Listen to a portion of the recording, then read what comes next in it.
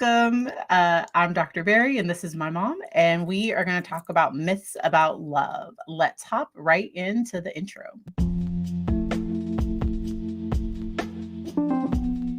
You are listening to Legacy Moments, where we have authentic conversations about life, business, and so much more to transform your mind, body, and soul. I am Dr. Patrice Berry, and I am joined by my co-host and mom, Johnnie Lloyd. Together, we combine my years of psychological training with her years of business and leadership experience to add value to your day. Welcome. We are going to hop right into today's topic. We are talking myths about love. And this is the final episode of our love series. And next month, we're going to hop into something new. But for this last one, we really just wanted to wrap everything up to talk about what are some myths, things that we believe about love. And I'll go first.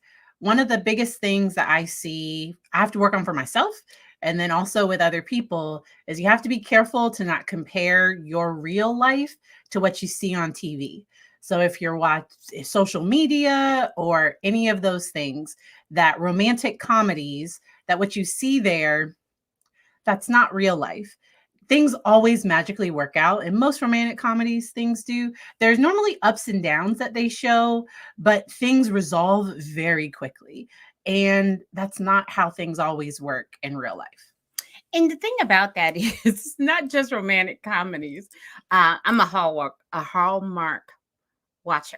I mean, I really like it. And the reason I like it is because it doesn't require a lot of my thought. I can do other things while it's on because the plot is the same. The plot is basically the same. Different faces, a little different, but the plot is going to be the same. You know who's going to put who 9 times out of 10. However, in life, this is the key. In life, whether you're looking on a social media platform and somebody is standing there and, they're showing all this amazing love and all of this stuff, YouTube, whatever, remember not to use their issue in your life because their issue is not what you're dealing with. Number 2 is the greater you know yourself when it comes to myths about love. Who trained you about love? What are your thoughts about love? All of those things. And then look at what the reality in your life.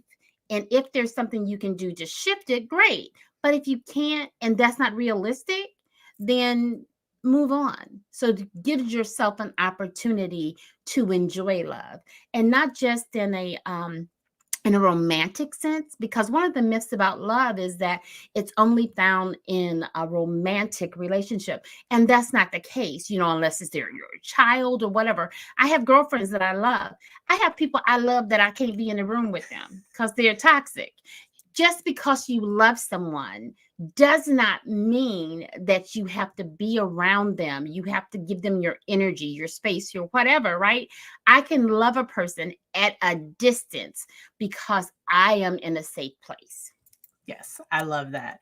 And so can you repeat the one that you just said? Do you remember it? Which one? No. I mean, the one about the myth of love is looking at and comparing yourself to other situations, or which one? No worries. But one of the ones we want to talk about is that it's going to be easy. So that love should come easy.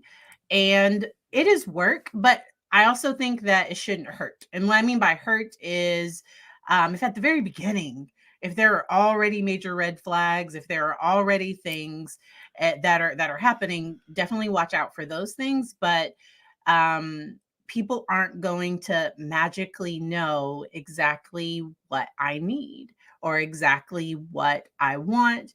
And then I don't look to somebody else to fulfill everything. That no one person can fill all of that. And it's unfair to expect them to. Yeah. So I'm going to go back to Hallmark. There's this show coming on Hallmark. I think it's this weekend, where the girl is a sculptor.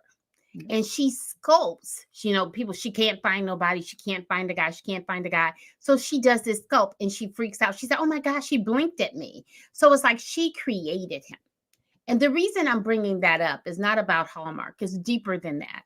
Sometimes we find somebody or we build or want to build a relationship and we look and say, well, they have good bones. And when I say that, I'm not saying they're physical bones. I'm still like, they're not, they're not so bad. Well, I can help them. And whether that's male or female, that's not just a female thing, that's a male thing too. I can help them.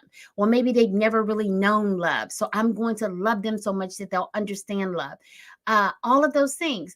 Remember that sometimes when we're with someone and they're in one state, as they mature and grow, we sometimes get an opportunity to not be with the person because you can't control another person's thoughts, emotions, any of that stuff. So when we're in relationship, make sure you know you. I'm going back to the same thing. Make sure you know you and know what you enjoy. And then as you live your life, you can see what you want to do. I love that. And I love that you also, another little tip is to make sure that within relationships that we're not that we're being realistic about what we want and what the other person can do. Because sometimes what I'm expecting, what I want, might be against what the person is even capable of. And being honest with yourself about, okay, is this person capable of loving me the way that I want? The other thing, though, is that love doesn't come with, because I love you, we always agree. That there's no ebbs and flows in relationships. So I'm going to use a great example, and I hope you hear because I like examples. Okay, let's talk about your heartbeat. Your heartbeat has, I'm not going to act like I'm a doctor and talk about systolic and all that. I'm not going to talk about that. It goes up and down, the measure of your heartbeat, right? If you're looking at your heart scan, it has up and down beats, right? So life is like that. Love is like that. If your heart beats like that, then it has where it beeps and then it pushes blood. It has those things that it's doing, right? The same thing happens in love. Love is not perfect. That's a myth. Love is not perfect. Everything is not rainbow and roses. It's just not. There's going to be times when you're with your partner who you love, who you love, right? But they're not going to agree with you. You're going to change something and they're going to say, why did you do that? And you was like, damn it. There's a nicer way to say it or whatever. But they may say something to harm you unintentionally, or they may hurt your feelings unintentionally.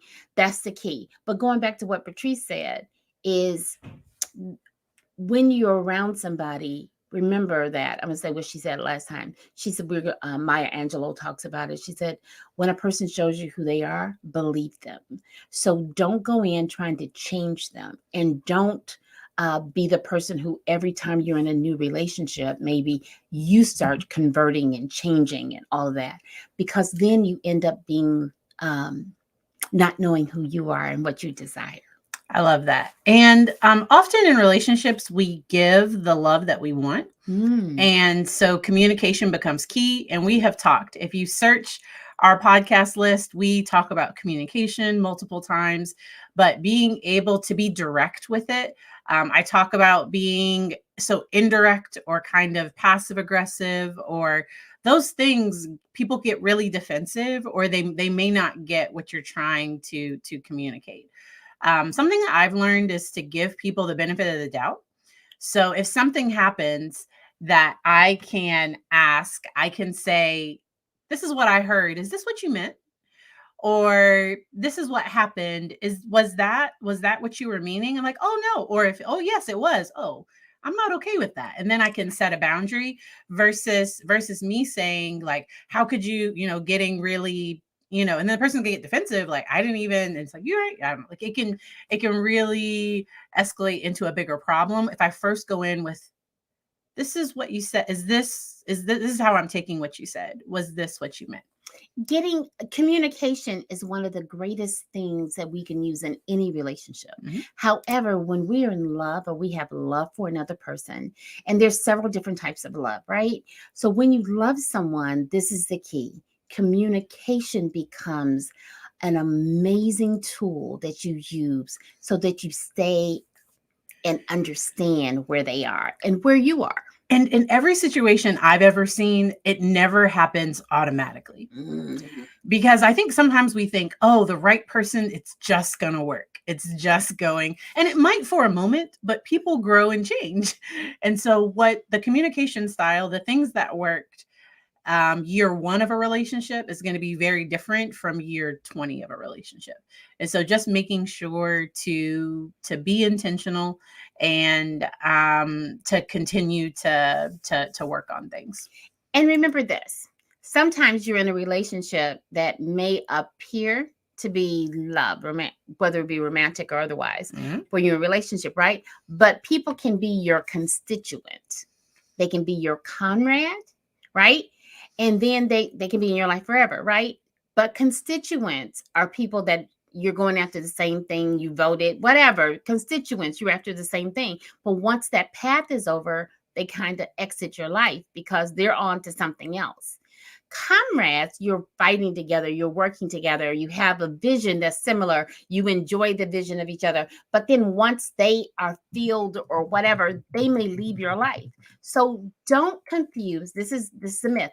Do not confuse love with the fact that you're agreeing with where I'm going or you are partnering with me in some regard. That may not be love. It may just be that I'm your constituent or someone who believes in some of the things you believe in. And if people are starting at this episode, please make sure to go back to the self-love one, because filling your own tank is really, really important. Especially if I'm feeling unfulfilled in my relationships or I'm feeling certain things, I have to take a look at where I am, making sure that I know myself and I know what I need. What are some of your final tips with this topic? Well, I'll say this. I'll say that when you believe that you're in love with someone, step back to review how you really feel, to really analyze what you're thinking. Number one. So like with a clear head, is that what you mean? Yeah, with clarity. With clarity. That's good. Because sometimes you're so close to the situation that you really can't see it. Number one. But in number two, because you only give me one, but I need to give two. Yes. The other one is when you think there's a possibility that somebody is in your life and you're thinking, I really have feelings for this person, really have feelings for me, whatever. Could you bring your friends around? Could you let your friends check them out or your family or somebody? And you say, no, there ain't time yet. Before you take this dive into the deep end of the pool, talking about how deep y'all are involved or how much you love them, you might want to let other people just spend some time with them or spend time in their circles. And if they have no circles, be concerned. So I like the show Love is Blind because they're always like, is love really blind? Because they start out with just forming a connection with the person without having seen the person. And then once they physically see the person and once they go into their real life, is love really blind? And what I would say in that experiment, what first happens is more of I think that's a very early stage. I wouldn't call that like a deep love. Like when you first meet somebody, when you're first connecting with them, when you have a lot of things in common, I think that's more of a like an affection. Like I think that's a lower level. And then once you actually meet people, because even if I do want my love to be based on who the person is and all those things, I'm not going to be blind to red flags. So the most recent season had like a whole lot of drama, to the fact that they had like love after the altar. They've had, additional shows where they follow these couples because there has been a lot of drama. Let me know in the comments if you want for me to talk about some of that. I will. But I think being able to, as my mom was saying, stay grounded, Yeah, that's good. and balancing, because I don't think love should be all logic and then it's not all heart. I want to find a way to balance what I feel with what I see and what I think. Mhm. Because I think it takes more to be able to make something last for a long time. So Yeah. And that's the goal, right? The goal is not to just to get in to dive out. The resource that I'm going to give you, Patrice, made me think of is Bishop T.D. Jakes has this book called Before I Do. mhm. And it has great questions in it. Miles Monroe has questions as well. Just, play with them, enjoy them, just laugh and talk with them, chat with them, find out who they are, not who they are in social, not who they are or they portray themselves to be. Because many people have dated a representative, not the real person. So just be careful with that. And that way, more information. And if anyone wants, because I can link in the comments, I have a video talking about tips to find a couples therapist, because couples and family therapists are extremely hard to find. Just because somebody goes to couples therapy does not mean that it'll work. Because I was asked that question: what's the percentage of people that after couples therapy that stay together? And really, that, because there are a lot of variables and factors that go into that. And so if you want more information on that, please let me know. But we are glad that you listened. We just wanted to do this wrap up February with talking about love, and we hope you enjoy the rest of your day.